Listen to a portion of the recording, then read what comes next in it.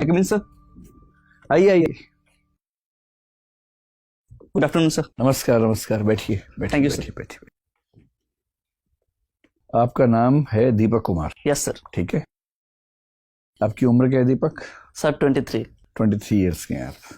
बहुत बढ़िया। अटेम्प्ट कौन सा है ये? सर दूसरा अटेम्प्ट। गुड। बहुत कम उम्र में जो बच्चे यहाँ आते हैं, हमें लगता है कि उनको तो निश्चित रूप से प्रेफरेंस मिलनी चाहिए। अभी आपसे बात करके देखते हैं। पहले आप अपने बारे में कुछ ऐसा बताइए कि उसके बाद हमें ये पढ़ना ना पड़े। आपका फॉर्म। सर, मेरा नाम दीपक कुमार है। मैं बिहार राज्य के कैमूर जिले का निवासी हूँ। ठीक है मैंने अपना स्नातक इतिहास विषय से मगध यूनिवर्सिटी से किया है ठीक है। और मैंने यूपीएससी के दूसरे प्रयास में इंटरव्यू सेशन तक पहुंचा है सर। कुछ आपकी रुचि वगैरह हो? सर, मुझे क्रिकेट खेलना, भोजपुरी लोक संगीत सुनना और भारतीय व्यंजनों को कुकिंग करना सर पसंद है। अच्छा, तो दीपक, आपका नाम दीपक है और विषय इतिहास है, तो मुझे दीपक का इतिहास बताइए पहले। दीपक एक तरह से डिवाइस थी जिससे हम अंधेरे समय में प्रकाश कर लेते थे एक जमाने में। आप ये बताएं कि मनुष्य का जो प्राकृतिक प्रकाश है वो तो सूर्य है, थोड़ा चंद्रमा है। प्राकृतिक प्रकाश के अभाव में मनुष्य ने प्रकाश का अरेंजमेंट कैसे कैसे किया, इसका पूरा इतिहास 5 से 6 चरणों में समझाइए। सर, सबसे पहले आदिम समाज में जब अंधेरा होता था तो कुछ देखने की व्यवस्था नहीं थी, तो आदिम समाज ने आग का प्रयोग सबसे पहले किया। 2 पत्थरों को रगड़ के आग उत्पन्न किया। ठीक है। उसके बाद सर उसी आग के सहारे अपनी जीवन की सुरक्षा की। पर वो कंट्रोल कैसे होती होगी? जैसे एक पेड़ में आग लगा दी रात को देखने के लिए और सुबह तो जंगल सहा हो गया। सर, पेड़ में नहीं, एक्चुअली लकड़ियों को इकट्ठा करके आग लगाते थे। ठीक है। धीरे धीरे कंट्रोल कर लेते यस थे। सर। ठीक है। उसके बाद धीरे धीरे मनुष्य जागरूक हुआ, बौद्धिक चेतना का विकास हुआ, तो उसे पता चला कि इसके अन्य भी कार्य हो सकते हैं, तो रोशनी के अलावा खाना पकाने में। उसके बाद जंगली जानवर से नहीं, मुझे तो रोशनी के इतिहास में रुचि है, आग के इतिहास में नहीं। रोशनी करने के लिए पहले आपने बताया कि आग से लकड़ी जला ली। Yes sir. उसके बाद इतिहास आगे कैसे बढ़ा? सर, उसके बाद एक यज्ञ प्रकरण सामने आता है। दिन के समय जो वैदिक समाज था, या उसके पहले जो हड़प्पाई काल थे, तो जब नवपाषाण काल में आग की खोजी, उसके बाद हड़प्पाई समाज में हम चरण में प्रवेश किए। उसके बाद सर आग से हमने ये देखा कि प्रकाश भी उत्पन्न किया जा सकता है, तो उसी को व्यापक मात्रा में एक दीप का प्रयोग करते हुए, जो मिट्टी के बर्तनों का चाक का प्रयोग करते हुए उसको प्रयोग में लाया गया, जिससे प्रकाश उपलब्ध हो सके। ठीक है। आगे जाकर इससे सर अग्नि को मतलब पूजा का महत्व दे दिया गया। अग्नि पूजन की बातें आप सामने बार आई। बार प्रकाश के इतिहास से अग्नि के इतिहास पे शिफ्ट हो जाते हैं। मैं केवल प्रकाश का इतिहास पूछ रहा हूँ आपसे, है ना। अब तक मैं 2 ही पॉइंट समझ पाया हूँ आपके निबंध में से। पहला ये कि आग जलाई हमने, यस सर। ठीक है। दूसरा ये कि हमने उससे दीपक जला लिया। Yes sir. उसके बाद बताइए फिर क्या हुआ? सर, उसके बाद दीपक को सर सांस्कृतिक रूप दे दिया गया, जैसे हमारे महाकाव्यों से जोड़ा गया इसे। रामायण में आप फिर नहीं समझ रहे मेरी बात। आप जिस परीक्षा के लिए आ रहे हैं, जिस पद के लिए आ रहे हैं, उस पद की अपेक्षा ये भी होती है कि आपसे जो पूछा जाए आप केवल वही जवाब दें। यस। ठीक है। मैंने आपसे सिर्फ इतना पूछा है कि अंधेरे के समय प्रकाश की जरूरत से निपटने के लिए मनुष्य ने इतिहास में क्या क्या उद्यम किए। अभी तक आपने बताया कि उसने पहले पत्थर से आग जलाई। Yes sir. और दूसरा आग से दीपक जला लिया। Yes sir. उसके बाद क्या बताइए? सर, उसके बाद यही प्रक्रिया निरंतर बढ़ती चली गई सर। बस एलईडी का लैंप आ गया, बल्ब आ गए। पहले बल्ब का आविष्कार एडिसन ने किया। Yes sir. ये सब कुछ भी नहीं हुआ। सर, मशालें बनी, वो सब नहीं हुआ इसमें। सर मुझे लगा आपने केवल दिए के उपलक्ष्य में पूछा है। नहीं, मैंने तो कहा कि मनुष्य के सभ्यता का इतिहास पूछा, प्रकाश का इतिहास पूछा। अच्छा चलिए, कोई बात नहीं। अब आप ये बताएं कि आप गोंड जनजाति से आते हैं, है ना। गोंड जनजाति का मुख्य इलाका तो मैंने सुना कि मध्य प्रदेश है, थोड़ा सा इलाका बिहार भी है। गोटुल क्या होता है? सर, गोटुल एक मुख्यतः आवास होता है सर गोंड जनजाति में, जहाँ पे एक अविवाहित जोड़े को सर रखा जाता है। क्यों रखा जाता है? ताकि एक समझ विकसित कर सके और अपने जीवन साथी का चयन कर सके। मतलब एक ही जोड़े को रखते हैं या कई बच्चे वहां पर रहते हैं? एक कमरे में एक जोड़े को रखते हैं सर, ऐसे कई कमरे होते हैं। क्या ये कह सकते हैं कि वो को लिविंग का एक ट्रेडिशनल फॉर्मेट है, जो हमारे देश की ट्राइब्स में को लिविंग से बड़ी चीजें, जिसको आप डेटिंग से भी आगे बढ़ा के कोर्टशिप कह सकते हैं, वो व्यवस्था है? जी सर, एक दूसरे को समझने के लिए ऐसी व्यवस्था जनजातियों में की गई है। नहीं, वो केवल समझने का मसला है या उसमें फिजिकल रिलेशंस भी शामिल हैं? सर जहाँ तक मेरी जानकारी है समझने का ही मामला है सर। अच्छा, मुझे ये बताइए कि ट्राइबल्स को सभ्य समाज से क्या सीखना चाहिए, ये तो दुनिया जानती है। सभ्य समाज को ट्राइबल से क्या सीखना चाहिए, ऐसे 5 बातें बताइए। सर सबसे पहले तो सर प्रकृति पूजा सीखनी चाहिए, जो वनस्पतियों की पूजा करते हैं। दूसरी सर अपनी संस्कृति की जो विविधता है उसके बारे में सीखना चाहिए। तीसरा सर सबसे बड़ी बात आमतौर पर भारत के सभी ट्राइब्स में देखी जाती है, एक जो लैंगिक समानता का पक्ष है बहुत बढ़िया, वो सीखना चाहिए। ठीक है। और सर चौथा ये है कि जो पारंपरिक आयुर्वेद जैसी जो चीजें हैं उसे सीखना चाहिए सर। और tribal medicine, yes sir, tribal medicine, ठीक है। और सर पांचवा ये सीखना चाहिए कि हम कितने भी आधुनिक क्यों न हो जाए, अपनी जो जमीन और संस्कृति है उससे हमेशा जुड़े रहना चाहिए। बहुत बढ़िया सर। दीपक, आप तो एक युवा प्रशासनिक अधिकारी बनने जा रहे हैं, अपने आसपास घटित चीज़ों को आप देख रहे हैं। अगर आपने हाल में देखा हो तो सरकार ने कई बहुत जो सख्त फैसले हैं उन्हें बहुत ही सहज तरीके से, अचानक तरीके से ले लिया। 370 आपके सामने है ही।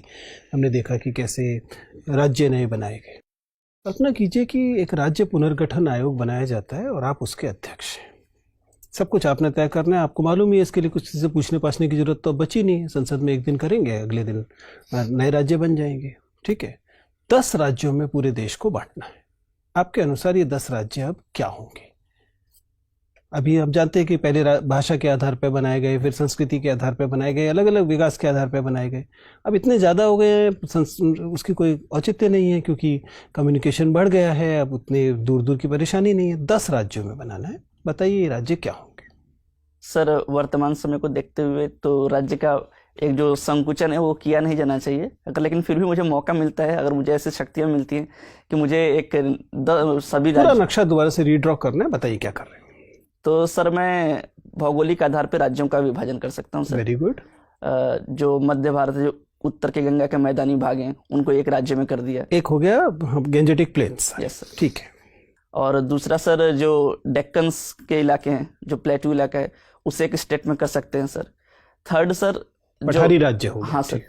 थर्ड सर जो हिमालयी राज्य हैं उन्हें एक तरफ कर दिया जा सकता है, और जो नॉर्थ ईस्ट के राज्य हैं, जो छोटी पहाड़ियां हैं, उन्हें सर एक राज्य में पिरो दिया जा सकता है। ठीक है।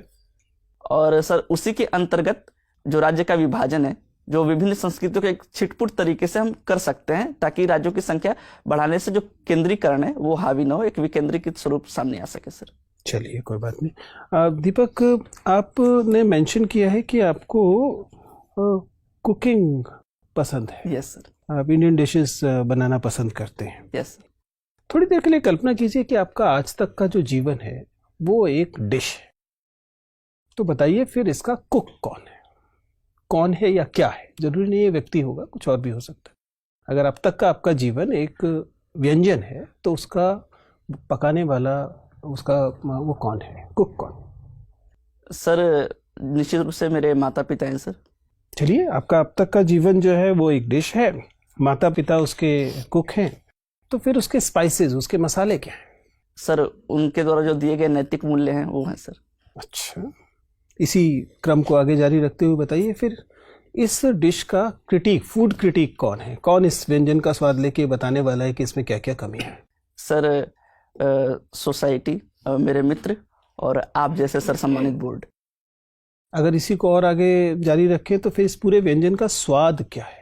सर जहाँ तक अभी तक मेरे जैसे व्यंजन का स्वाद जिसने भी मेरे माता पिता या मित्रों ने लिया है, अभी तक ऐसा ही बताया है कि आमूलचूल परिवर्तन के बाद या संभवतः ठीक ठाक ही है सर।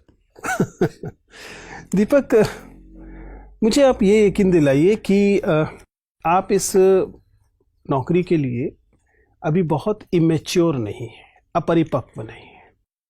अगर मान लीजिए आपकी आयु की वजह से किसी, आप बिल्कुल ही लीगली आप एकदम योग्य हैं, आप परीक्षा दे सकते हैं, लेकिन एक गंभीर एडमिनिस्ट्रेटर बनने के लिए आप में पर्याप्त गुण हैं। इस बात के लिए आप मुझे अगर कन्विंस करना चाहें तो मुझे क्या बताएंगे? सर जहाँ तक मेरा मूल्यांकन मेरे माता पिता और गुरु ने किया है, उनके मैं केवल मैच्योरिटी के मापदंड से जानना चाहूँ। परिपक्वता आपके अंदर आ गई है, इसे बताने के लिए आप क्या बात बताना चाहेंगे? सर मेरे अंदर एक संवाद, जो संबंध स्थापित करने की क्षमता है, वो मुझे ऐसा लगता है कि मेरे अंदर ज़्यादा है।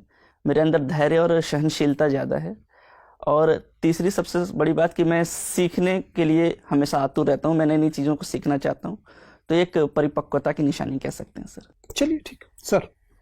दीपक, सर आप गोंड जनजाति से बिलोंग करते हैं। सर गोंड जनजाति की कुछ विशेषताओं को बताइएगा। सर गोंड जनजाति की सबसे बड़ी विशेषता यह है सर कि जो क्लॉक होता है, जो नॉर्मल क्लॉक होते हैं और गोंड जनजाति क्लॉक होते हैं, और सर इरिवर्सिबल होते हैं। जैसे हम 12 1 2 3 4 करते हैं तो वहाँ पे घड़ियाँ उल्टी क्रम में चलती हैं सर। 12 से फिर 11। ऐसा क्यों? सर ऐसा एक पीछे एक साइंटिस्ट रीजन माना जाता है कि जैसे पृथ्वी के घूर्णन करने की परंपरा है जो पूर्व से पश्चिम की तरफ चलती है, तो पृथ्वी किधर चलती है? सर क्लॉकवाइज जो चलती है, जो मतलब कि पृथ्वी क्लॉकवाइज चलती है सर, सॉरी एंटी क्लॉकवाइज चलती है सर। मुझे इसके बारे में अभी पूर्णतः जानकारी नहीं, लेकिन पृथ्वी के घूर्णन की दिशा में उस क्लॉक को डिजाइन किया गया है सर। अच्छा, ये बात है। गोंड जनजाति मतलब एस्ट्रोनॉमी को लेकर बड़ी विकसित मानी जाती रही है। क्या कोई योगदान है, कोई योगदान है एस्ट्रोनॉमी में, खगोल शास्त्र में? हाँ सॉरी सर। अच्छा, इसके बारे में। गोंड जनजाति रावण की पूजा करती है। हाँ सर। ऐसा क्यों? सर मुख्यतः ये मंदसौर के इलाके के जो गोंड जनजाति है वहाँ पे सर रावण की पूजा की जाती है। ऐसा माना जाता है कि जो मंदोदरी थी वो वहाँ की मतलब कि कन्या थी जिनका विवाह रावण के साथ हुआ था, तो इस वजह से रावण की पूजा की जाती है। रावण के कुछ नैतिक मूल्यों के बारे में बताएंगे जिसको जीवन में अपनाना चाहिए? सर रावण ने भले ही एक स्त्री का हरण किया, लेकिन बिना उसकी अनुमति के उसे छुआ तक नहीं। ये उसका नैतिक मूल्य का सबसे बड़ा उदाहरण है सर। मतलब अपहरण कर लो, छुओ मत? नहीं, एक उसको अगर उसका वश चलता तो वो अपहरण करके कुछ बलपूर्वक कार्य भी कर सकता था, लेकिन उसने अपने संयम को दिखाया। तो इतना ही नैतिक था तो उसको पूछकर ही ले जाना चाहिए था कि चलना चाहती हो कि नहीं? जी सर, जरूर ऐसा करना चाहिए था। कुछ और? दूसरा सर, जो एक उसे ज्ञानी माना जाता है, एक वो भी सर कहा जा सकता है। अच्छा। सर में ठीक है, ये गोंड भाषा जो होती है ये किस परिवार की है? मतलब ह्यूमनाइड के बारे में सर, शायद ऑस्ट्रोलाइड है सर। ऑस्ट्रोलाइड है, द्रविडियन है, आर्यन है, किस परिवार की भाषा है? सर एस्ट्रोलाइड है शायद। ऑस्ट्रोलाइड है। अभी सर से आप बता रहे थे कि अपनी परंपरा संस्कृति को संरक्षित रखना चाहिए। दोनों में कोई अंतर होता है या ऐसा ही है? संस्कृति और परंपरा में कोई अंतर है? सर जो संस्कृति होती है, परंपराओं का ही एक अग्रिम रूप बोल सकते हैं उसे, जो लंबे समय तक चली आती है, उसे ही संस्कृति का नाम दे दिया जा सकता है। उदाहरण, परंपरा और संस्कृति को अलग अलग करने वाले कुछ उदाहरण बता सकते हैं? Sorry sir. अच्छा, केवल सैद्धांतिक रूप से ये। आप बिहार के जिस जिले से हैं ये उत्तर प्रदेश के किस जिले से लगता है? सर चंदौली से सर। चंदौली से लगता है। इसको अलग कैसे किया जाता है? वहाँ पे एक नदी है कर्मनाशा, कर्मनाशा तो नदी है। वहीं विभाजन करती है। कहाँ से निकलती है?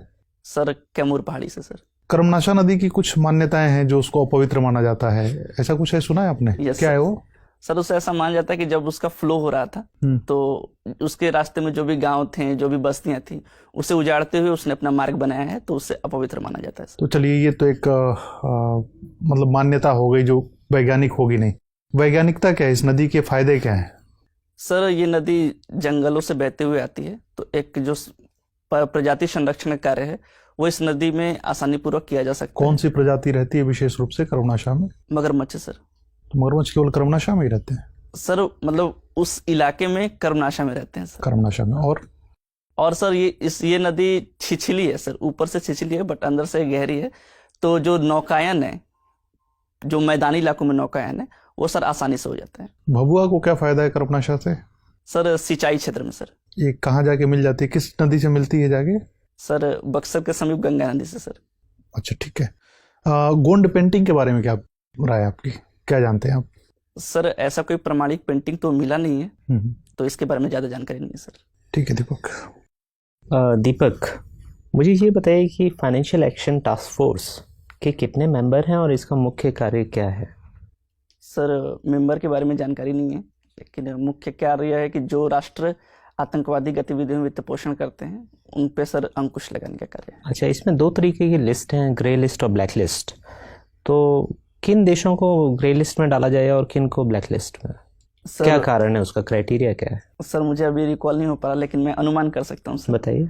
सर ग्रे लिस्ट इस वजह से डाला जाता है कि उन पे एक आतंकी वित्त पोषण का शक या संदेह हो, और ब्लैक लिस्ट इस वजह से डाला जाता है ताकि इसकी पुष्टि हो सके कि सच में वो आतंकी वित्त पोषण में शामिल है सर। ठीक है, आप मुझे ये बताइए कि वेस्ट एशिया में या मिडिल ईस्ट जिसको कहा जाता है, उसमें कहाँ कॉन्फ्लिक्ट चल रहा है? सर मुख्यतः सऊदी अरब और ईरान में सर। ये कॉन्फ्लिक्ट क्या ये सऊदी अरब या ईरान के जोग्राफिकल एरिया में चल रहा है या और कहीं चल रहा है? सर और कहीं सीरिया में भी चल रहा है सर कॉन्फ्लिक्ट। उसके बाद सर जो यमन में है हुती विद्रोह हुआ था, वहाँ भी सर कॉन्फ्लिक्ट चल रहा है। यमन विद्रोह में कौन से 2 देश शामिल हैं? सर शायद सऊदी अरब और यमन सर, शायद, मुझे पूर्णतः जानकारी नहीं है। अच्छा, प्रॉक्सी वॉर से क्या समझते हैं? सर प्रॉक्सी वार का मतलब अघोषित युद्ध होता है सर, जो जो 2 देश या 2 राष्ट्र बिना घोषणा के युद्ध करते हैं। इसका कोई उदाहरण दे सकते हैं जहाँ ये हो रहा हो? सर देशों का उदाहरण अभी याद नहीं है सर। ठीक है, आप मुझे ये बताइए कि इजराइल और पैलेस्टाइन मामले में भारत का क्या स्टैंड है, foreign policy stand? Sir Bharat हमेशा से द्विराष्ट्र का समर्थक रहा है और इजराइल और फिलिस्तीन दोनों अलग अलग राष्ट्र होने चाहिए सर। ठीक है, मुझे ये बताइए कि अभी पीवीटीजीज जो हैं, भारत में कितने ट्राइब्स को पीवीटीजीज का दर्जा दिया गया है? सर 75। और इसका क्या क्राइटेरिया है? सर सबसे बड़ा क्राइटेरिया है कि वो एक आदिम जनजाति हैं, घुमंतू हैं, खाना बदोश हैं। उसके बाद सर इनकी जो जनानिकी की है वो लगातार कम होते जा रही है। क्या गोंड को भी ये दर्जा प्राप्त है? नहीं सर। अच्छा, किस स्टेट में सबसे ज़्यादा पीवीटीजीज हैं? सर मैं अनुमान लगा सकता हूँ बताइए। सर।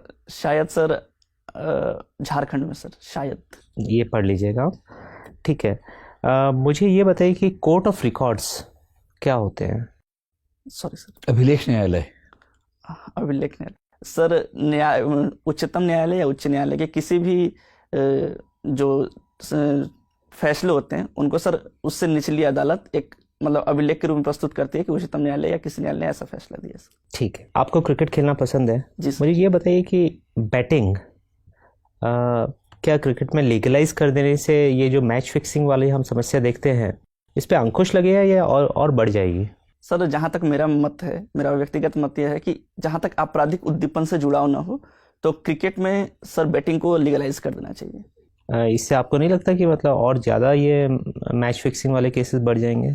सर अगर बैटिंग को हम लीगलाइज करते हैं तो आपका भी ये कहना सही है, लेकिन ये भी तो हो सकता है सर कि अगर उसे लीगलाइज कर दें तो वैध तरीके से लोग ज़्यादा बैटिंग करें तो वो फिक्सिंग की घटना कम भी हो सकती है सर। अच्छा, इंडियन वुमेन क्रिकेट टीम की कैप्टन कौन है?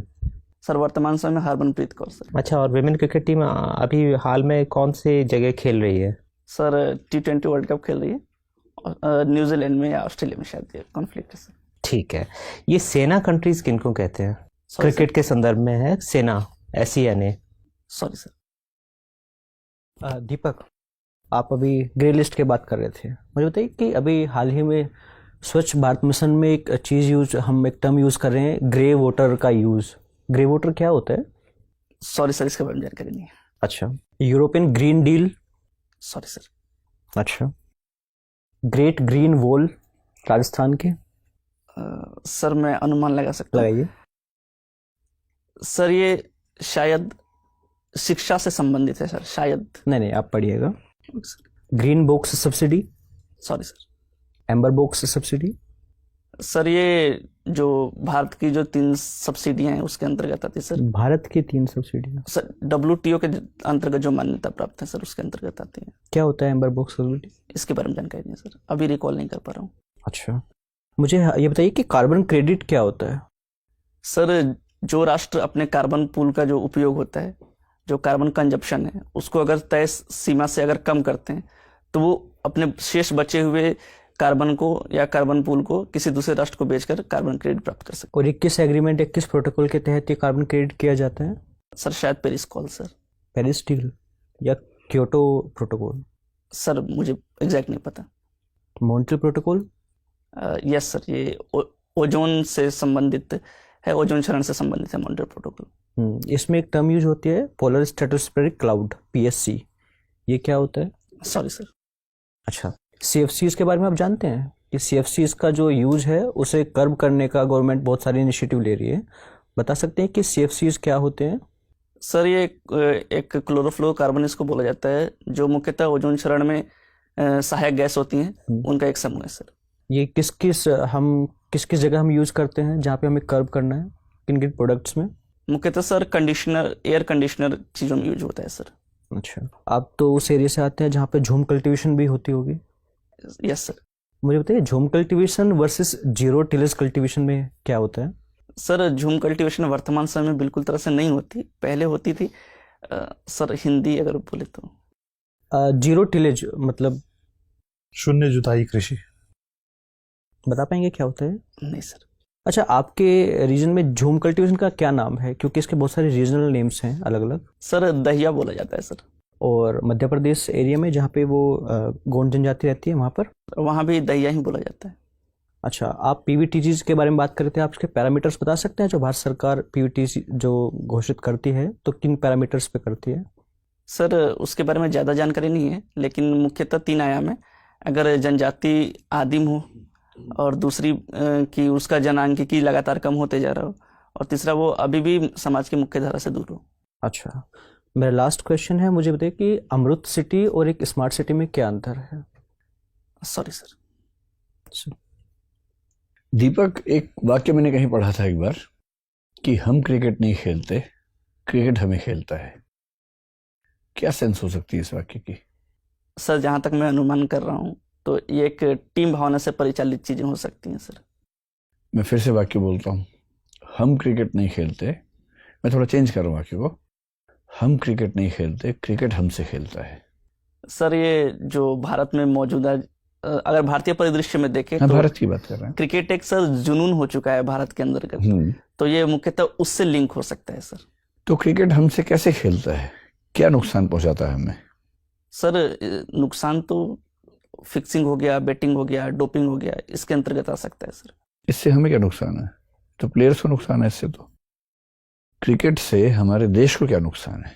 सर अगर फिक्सिंग या बेटिंग होती है तो जो इलीगल है अभी वर्तमान में, तो जो भारतीय अर्थव्यवस्था है उस पर प्रभाव पड़ सकता है सर। एक आंतरिक सुरक्षा का भी मैटर सामने आता है कि ज़्यादातर फिक्सिंग के पैसे जो होते हैं वो मनी लॉन्ड्रिंग के जरिए सर आर्म्स या फिर ड्रग एक्सपोर्ट में काम करते हैं, जिससे जो भारतीय आंतरिक व्यवस्था है वो प्रभावित हो सकती है सर। ठीक है, जो ट्राइबल सोसाइटी है उसको लेकर भारत सरकार की राय बड़ी डामाडोल है। एक अप्रोच ये थी कि हम ट्राइबल्स को जैसे हैं वैसा छोड़ दें एकदम, एक थी कि उनको भारतीय समाज का हिस्सा ही बना दे, और एक थी कि थोड़ा सा डिस्टेंस मेंटेन करें किंतु बहुत ज़्यादा डिस्टेंस ना रखें। ये अप्रोचेस किस किस की थी और इनमें से कौन सी अप्रोच हमने मानी, और आपकी राय में भारत सरकार ने ट्राइबल सोसाइटी के साथ ठीक बर्ताव किया या नहीं किया? सर जहाँ तक मेरा व्यक्तिगत मामला है, पहले मैं इस पे आता हूँ कि भारत सरकार ने ठीक तरीके से बर्ताव किया नहीं। तो वर्तमान में जो भारतीय नीति है जो ट्राइबल को लेके है, तो वो सर बिल्कुल संतोषजनक और सम्माननीय है। जैसा कि हम रिफॉर्म्स कर रहे हैं कि जनजातियों को उनको वन उपज का अधिकार दिला रहे हैं, एक एकलव्य मिशन शुरुआत की गई है, ग्राम सभा का कॉन्सेप्ट बीच में आया है, तो ये सारी चीज़ें सर जनजातियों को मुख्य धारा से जोड़ने के लिए बिल्कुल सहमत और सही चीज़ें हैं। और सर जैसे आपने ये कहा कि ये किस किस की अनुशंसा या क्या थी, तो सर इसके बारे में मुझे जानकारी नहीं है। ट्राइबल पंचशील का नाम सुना है आपने? जनजाति पंचशील की नीति? नहीं सर। कोई बात नहीं। भोजपुरी गीत आप सुनते हैं? इस समय कौन से सबसे प्रसिद्ध सिंगर्स हैं भोजपुरी में, फोक म्यूजिक में? सर फोक म्यूजिक में मृदुला सिन्हा है सर, मैथिली ठाकुर है और शारदा सिन्हा जी हैं सर। ठीक है, क्या वजह है कि भोजपुरी हो या पंजाबी हो या हरियाणवी हो, जो भी पॉपुलर म्यूजिक है वहाँ का, वो सामाजिक रूप से बहुत प्रगतिशील होने की बजाय बहुत ही सामंती किस्म का होता है? उसके बोल, उसके जो भाव हैं, आप इस बात से सहमत हैं कि ऐसा होता है? सर इस बात से तो मैं ये सहमत नहीं कि सामंती रूप से होता है सर, वो जो समाज की जो मुख्य चीजें हैं उसी को दर्शाता है सर। हाँ, लेकिन अगर समाज खुद सामंती चीजों में रुचि ले रहा हो तो फोक म्यूजिक भी उसमें रुचि लेगा, ये तो होगा ही सर। जहाँ तक और भोजपुरी संगीत पर तो ये आरोप सबसे ज्यादा गहरा आरोप है सर। जहाँ तक भोजपुरी की बात है, जो बिहार में जो भोजपुरी अभी जो वर्तमान संगीत है, मैं लोक संगीत की बात नहीं कर रहा, जो वर्तमान संगीत है, तो इसे सर राज्य का प्रश्रय नहीं मिला। इसके विपरीत जो राजस्थान का लोक संगीत है उसको सर राज्य की सहायता मिली, तो वो लोक संगीत नित्य प्रतिदिन आसमान की ऊंचाइयों को छू रहा है। लेकिन जो बिहार का लोक संगीत है मुख्यतः वहाँ सर जो राज्य का प्रश्रय नहीं मिला, जिससे वो और नीचे जाता चला गया। और भूमंडलीकरण के दौर पर जो सर वहाँ की जो लोकल जो जागरूक लोग थे जो लोक संगीत को बढ़ावा देते हैं, वो अलग जगह माइग्रेट कर गए, जिसके कारण लोक संगीत का उतना व्यवहार अब प्रचलित नहीं रहा। ठीक है दीपक, आपका इंटरव्यू बस पूरा होने वाला है, बस एक आखिरी प्रश्न है, आपको एक अच्छा सा जोक सुनाना है मुझे सर। जी। अच्छा, आपकी अपेक्षा थी हम आपको चुटकुले सुने? नहीं सर, ऐसा कुछ नहीं सर। एक बेटा अपनी मतलब कि दूसरी जगह से बीवी लेके आता है, विलायती बीवी लेके आता है, तो उसकी मम्मी उसको बोलती हैं कि जैसे भोजपुरी में एक लड़की टाइप की है, अच्छा काम नहीं करती, तो वो बोलती है अपने मतलब हस्बैंड से कि डार्लिंग मतलब क्या होता है, तो वो बोलते हैं कि मतलब तुम बहुत अच्छी हो। तो उसके बाद फिर वो बोलती है कि ये बहुत अच्छे से काम नहीं कर रही, परिवार का सम्मान नहीं कर रही, अच्छे से कपड़े नहीं पहन रही। तो फिर वो पूछती है कि डार्लिंग का मतलब क्या होता है, तो वो बोलता है कि इसका मतलब तुम सबसे सुंदर हो या तुम्हारा जो व्यवहार है वो सबसे सही है। तो फिर बहू ने सास के बारे में इन शब्दों का इस्तेमाल किया हाँ सर, होगा, बिल्कुल सर। उसी में हंसी आई होगी Yes, आपको। ठीक ठीक ठीक ठीक ठीक है दीपक, बहुत अच्छा लगा आपसे बात करके। क्या आप कुछ पूछना चाहेंगे हम लोगों से? नहीं सर, ठीक है, आप जा सकते हैं। Thank you sir.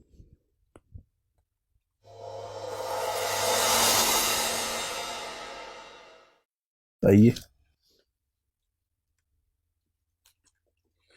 कैसा लगा आपको इंटरव्यू देके? सर एवरेज रहा सर।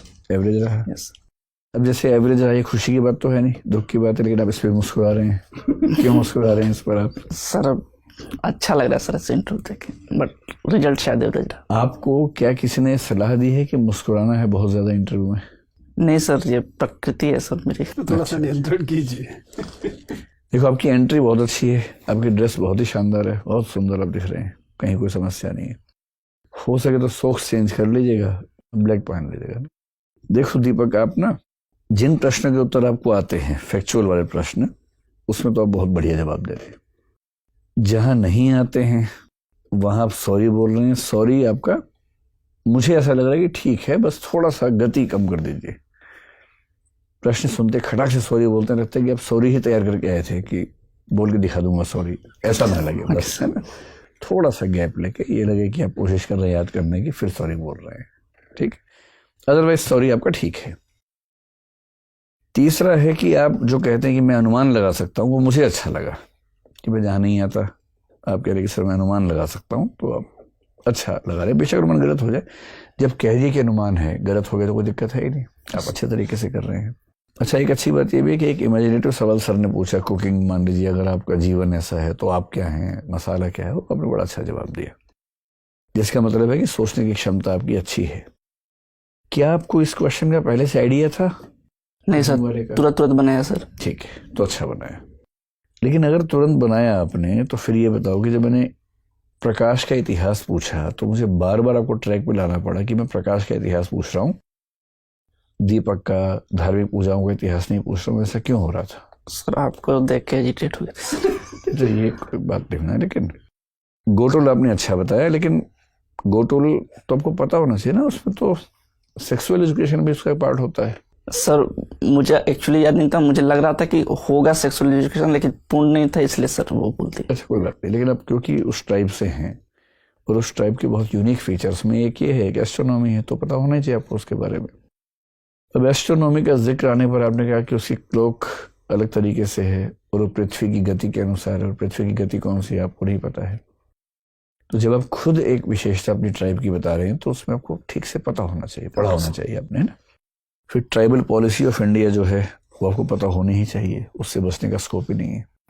किसी भी एंथ्रोपोलॉजी की किताब को उठा लीजिए, इंडियन एंथ्रोपोलॉजी की, उसमें ट्राइबल पॉलिसी पे अच्छा चैप्टर मिल जाएगा, उसको ध्यान से पढ़ लीजिए। फिर भोजपुरी फोक म्यूजिक वाले प्रश्न में टालो मत, बात को एक्सेप्ट करो कि हाँ सर, इन सभी राज्यों में जैसे समाज का सोचने का तरीका है वैसे उसके गीत में आता है, क्योंकि लोकगीत तो आमतौर पर मनोरंजन के लिए बनते हैं। एक तो एग्जाम्पल देकर समझाइए कि सर जैसे इसमें रंग भेद दिखता है। जैसे मैं हरियाणा से हूँ, वहाँ का सबसे प्रसिद्ध गीत है जीजा तू काला में गोरी घड़ी, रंग भेद का गीत है, इसमें क्या परेशानी है? आपकी जो कल्चर है भोजपुरी लैंग्वेज में, उसमें ऐसे कई गीत होंगे जिसमें कहीं रंग भेद होगा, कहीं जाति भेद होगा, कहीं लिंग भेद तो भरा होगा, महिलाएं केवल सुंदर वस्तु के रूप में आती होंगी। तो ऐसे कुछ उदाहरण देके आप समझाइए अगर ऐसा कोई प्रश्न पूछा जाए ना। जो सबसे बड़ी चिंता की बात है कि अंत में मैंने आपसे पूछा जोक सुनाओ, और आपने जो सुनाया है उसमें आपने एक शब्द का इस्तेमाल किया, एक। आप समझ रहे हैं कि आईएएस के इंटरव्यू के बोर्ड में इन शब्दों का प्रयोग इसका क्या मतलब होगा? सर मैं तैयार ही नहीं था, मुझे समझ नहीं आया कि मैं क्या बोल रहा हूँ। ये प्रश्न इसीलिए होता है कि आप तैयार नहीं है। अगर ये भी सिलेबस में लिख के देंगे कि जो याद करके आओ, तो फिर क्या पूछने को रह जाएगा? ये जो इंस्टेंट रिएक्शंस होती हैं उससे पता लगता है कि दरअसल उस व्यक्ति का सोचने का तरीका क्या है। तो इससे अच्छा था बोलते सर मैं भी याद नहीं कर पा रहा हूं। ये तो मैंने बीच में रोक दिया, वरना आप अभी 2-3 और मुहावरे बीच में लेके आते है ना। मुझे लगा कि मैं गरिमा का ध्यान रखूं पूरे बोर्ड की। तो भाई ऐसे शब्दों का इस्तेमाल मतलब करना तो बाहर भी नहीं चाहिए, लेकिन बोर्ड में तो नहीं करना है। ठीक है। और पूरे इंटरव्यू का सार ये है, मुस्कुराओ कम। अब जैसे एकदम ठीक हो, जितना मुस्कुराना चाहिए वहां मुस्कुराओ जहां मुस्कुराने की बात हो, वरना क्या होता है कि चुभता है। क्योंकि आपसे सीरियस सवाल पूछ रहे हैं और आप सुनते हुए मुस्कुरा रहे हैं, तो ऐसा लगता है कि आप इस भाव से देख रहे हैं कि हाँ पूछ ले क्या पूछेगा, बहुत देखे तेरे जैसे मैंने, ये भाव आता है मन में। तो वहां मुस्कुराहट चुभती है, उससे बचिए। बाकी अच्छी बात है कि आपकी एज कम है, कॉन्फिडेंस आप में जबरदस्त है, दिखते स्मार्ट हो। मेरा अनुमान है कि आपकी रेंज तो है बहुत शानदार। मुस्कुराओगे कम, डरोगे नहीं, इमेजिनेटिव किस्म के प्रश्नों पर अच्छा जवाब जरूर दोगे, भाषा ठीक रखोगे तो प्रॉपर आईएएस से नीचे कुछ नहीं मिलेगा। आपके और आपके आईएएस बनने के बीच में एक ही व्यक्ति है बस, वो आप ही हैं। ठीक है, डरो मत। ये जोक यहाँ सुन लिया अच्छा हुआ ना, कल को वहां सुनते इसका पूरा पर्पस यही है ना कि यहाँ वो गलतियां पकड़ में आ जाए जो वहां नहीं होनी चाहिए। तो मेन काम मुस्कुराहट कम रखनी है, ऐसी भाषा का इस्तेमाल नहीं करना है। जो पूछें टू द पॉइंट वही बताइए, घूमी मत दाएं बाएं।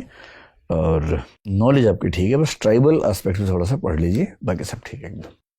ठीक है, all the best. Thank you sir. आइए